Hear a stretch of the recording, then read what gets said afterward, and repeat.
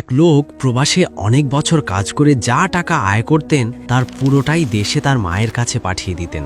মা নিজের খরচ রেখে বাকি সব টাকা গরিব মিসকিনদের দান করে দিতেন। অনেক বছর পর ছেলে দেশে ফিরল।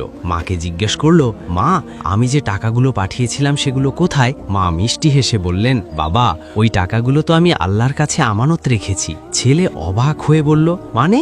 মা বললেন, হ্যাঁ বাবা, আমি আল্লাহর রাস্তায় দান করে দিয়েছি। বিশ্বাস কর, আল্লাহ আমাদের ওই টাকা বহু গুণ বাড়িয়ে ফেরত দেবেন। ছেলের মন সরল ছিল।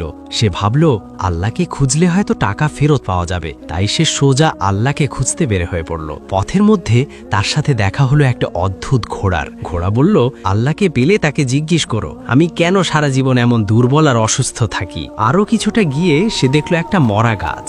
গাছটি বলল, ভাই, আল্লাহকে জিজ্ঞেস করো, কেন আমার পাতা ঝরে যায়, কেন আমি শুকিয়ে যাচ্ছি। কিছু দূর যাওয়ার পর ছেলেটির সাথে এক দরবেশের দেখা হলো।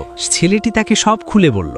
দরবেশ তখন মুচকি হেসে বললেন, পাগল ছেলে, আল্লাহ তো এই মাত্র তোর বাড়িতে গিয়ে তোর মায়ের কাছে সব টাকা দ্বিগুণ করে ফেরত দিয়ে এসেছেন, তুই বাড়ি ফিরে যা।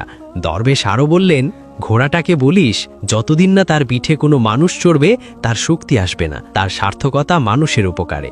আর ওই গাছটাকে বলিস তার শেকড়ের নিচে অনেক ধন ভাণ্ডার লুকানো আছে, সেটা যতদিন বের না করা হবে ততদিন সে প্রাণ পাবে না। ফেরার পথে ছেলেটি গাছের নিচের গুপ্তধন আর ঘোড়াটিকে সাথে নিয়ে হাসি মুখে বাড়ি ফিরল। মায়ের কাছে গিয়ে দেখল সত্যিই মা মহানন্দে আছেন, আল্লাহ তাদের অভাব দূর করে দিয়েছেন। মা তখন ছেলেকে জড়িয়ে ধরে বললেন, দেখেছিস বাবা, আল্লাহর রাস্তায় দিলে সেটা কমে না, বরং সেটা বহু গুণ হয়ে ফিরে আসে।